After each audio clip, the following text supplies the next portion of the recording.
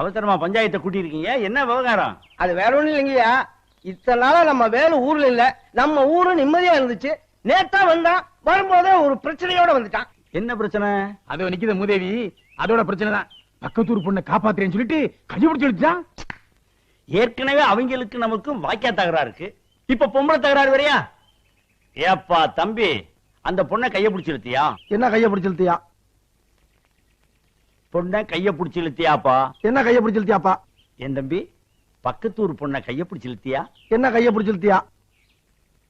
ஏற்கனவே அவங்களுக்கு நமக்கும் வாய்க்கா சண்டை இருக்கு. என்ன வாய்க்கா சண்டை இருக்கு? ஏய், நான் சரியா பேசுறேன்? சரியா தான் இருக்கு. சரி சரி. இப்ப நீ கைய பிடிச்சு இழுத்ததுனால புதுசா தகராறு வரும். என்ன தகராறு வரும்? ஏயா, நான் சரியா பேசுறேன்னா? ரொம்ப கரெக்ட். கரெக்ட்.